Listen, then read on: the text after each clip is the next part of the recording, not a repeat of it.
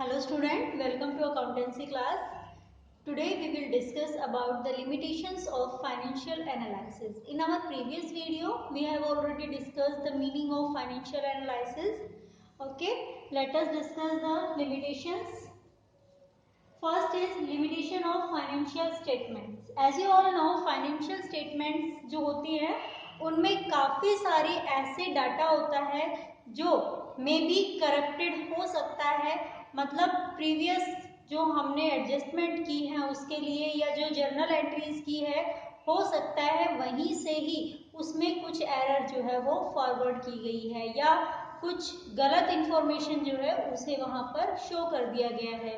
Means अगर firm में previous year में या करंट ईयर में किसी भी तरीके की विंडो ड्रेसिंग की थी तो उसकी वजह से जो अकाउंट्स बनाए थे हमने या जो एंट्री की थी वहां कुछ ना कुछ तो ऐसा होगा जिसकी वजह से जो हमारी फाइनेंशियल स्टेटमेंट बनकर तैयार हुई थी वो ट्रू और फेयर नहीं होगी। ठीक है, तो अगर फाइनेंशियल स्टेटमेंट्स जो होती हैं वो ट्रू और फेयर नहीं होगी तो वहां से जो आउटकम होगा, जो रिजल्ट फॉरवर्ड होगा वो भी फेयर नहीं हो सकता। मीन्स वहां से जो डिसीजन लिए जाएंगे वो भी बिल्कुल अप्रोप्रिएट नहीं होंगे। ठीक है, that is the first limitation. Next one is affected by window dressing in the same sense which I have discussed in first point कि अगर किसी भी तरीके की विंडो ड्रेसिंग की गई है, कुछ नेगेटिव चीजें हैं उनको छुपाया गया, कुछ पॉजिटिव जो नेगेटिव चीजें थी उनको, जो कंपनी की थ्रेटनिंग्स थी उनको छुपाया गया और कंपनी की स्ट्रेंथ को बढ़ा चढ़ाकर दिखाया गया, तो ऐसे में कंपनी की जो फाइनेंशियल कंडीशन होगी वो बहुत ही ग्लोरियस होगी, जिसकी वजह से जो डिसीजंस होंगे वो गलत शो करेंगे। ओके, मीन्स अगर विंडो ड्रेसिंग की गई है तो रिजल्ट में भी 100% रिजल्ट जो है वो डाउटफुल होगा और रिजल्ट अगर डाउटफुल है तो उससे जो डिसीजंस लिए जा रहे हैं वो तो डाउटफुल होंगे ही होंगे। ठीक है, next one is do not reflect changes in price level. बेटा ऐसा भी होता है कि प्रीवियस ईयर हमने जो प्रोडक्ट परचेज किया था उसकी मार्केट प्राइस उस टाइम कुछ और थी और आज वो चीज हो सकता है ज्यादा कॉस्टली हो गई है। ठीक है, आप लोग कह तो देते हो कि कंपैरिजन कर रहे हैं कि प्रीवियस ईयर हमारी सेल इतनी थी, इस साल इतनी है, प्रॉफिट मार्जिन जो है वो पिछले साल 10 लाख रुपए का था, इस लाख कम होकर 8 लाख रुपए का हो गया है। बट वो क्यों हुआ है? हो सकता है कि उस टाइम हमने जो प्रोडक्ट परचेज किए थे, जो रॉ मटेरियल परचेज किया था वो हमें सस्ते दामों पर मिल गया हो। ठीक है, उस time low cost per available था, आज उसका जो कॉस्ट मार्जिन है वो इंक्रीज हो गया, जिसकी वजह से प्रॉफिट का जो मार्जिन है वो बहुत ही कम हो जाता है। जनरली देखा जाता है कि रॉ मटेरियल की कॉस्ट जो अगर अचानक से बढ़ जाती है तो हम सेल्स का जो मार्जिन है उसमें कमी कर देते हैं। ठीक है, क्योंकि कस्टमर उस चीज को एक्सेप्ट नहीं कर पाता है कि कोई भी सामान जो है वो आज की डेट में अगर 50 रुपए का मिल रहा है तो आज से 1 महीने बाद उसकी कॉस्ट 150 हो जाए, ऐसा कोई भी कस्टमर एक्सेप्ट नहीं करता। इन केस अगर कॉस्ट ऑफ मटेरियल बढ़ जाती है तो जो हमारा सेलर है, प्रोड्यूसर है, वो क्या करता है कि अपना प्रॉफिट मार्जिन थोड़ा सा कम कर देता है, जिससे कि ना तो कस्टमर नाराज हो और ना ही हमें ज्यादा नुकसान हो। ओके, तो अगर ऐसा कुछ किया गया है कि प्रीवियस ईयर में हमारी कॉस्ट प्राइस कुछ और थी और इस साल कुछ और है, तो उससे हमने जो आउटपुट निकाला, हमने जो रिजल्ट बनाया वो भी ट्रू और फेयर नहीं होगा, क्योंकि वहां डिसीजन लिया कि पिछले साल हमें प्रॉफिट हो रहे थे, इस साल नहीं हो रहे। अरे हमारी कंपनी जो है बेटा उसने फुल एफर्ट्स के साथ काम किया, कहीं कोई कमी नहीं रह गई है, लेकिन फिर भी प्रॉफिट कम आए।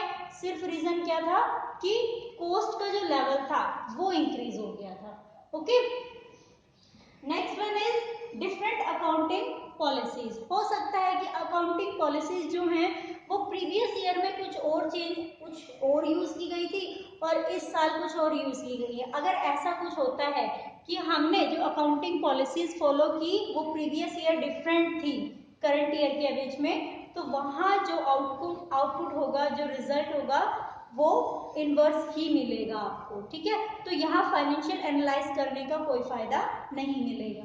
Next one is effect of personal ability और बिजनेस ऑफ द एनालाइज्ड, कि जो हमारा एनालिस्ट होता है उसका पर्सनल बिजनेस अगर है, वो किसी फर्म से या किसी पर्टिकुलर इंडिविजुअल से पर्सनली कनेक्टेड है और वो बिजनेस की भावना रखता है, तो उस केस में उसके थ्रू जो डिसीजंस होंगे, जो एनालाइज किया जाएगा, वो भी इफेक्ट होगा।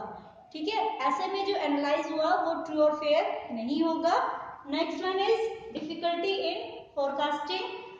डिफिकल्टी इन फोरकास्टिंग का मतलब होता है कि आप जो फाइनेंशियल स्टेटमेंट है, तो जो एनालाइज किया जाता है वहां सिर्फ और सिर्फ ये पता किया जाता है कि फाइनेंशियल स्टेटमेंट क्या है, उससे हम ये पता नहीं कर सकते कि आगे इन फ्यूचर हमारी सेल्स कितनी होगी, हमारे पास डिमांड कितनी आने वाली है, या इन फ्यूचर किस तरीके की थ्रेट्स जो है उन्हें हमें फेस करना पड़ सकता है। तो ये सारी चीजें एक बिजनेस जो है उसे फेस तो करनी पड़ती है, बट उसे फोरकास्ट नहीं कर सकता। Next one is lack of qualitative analyse.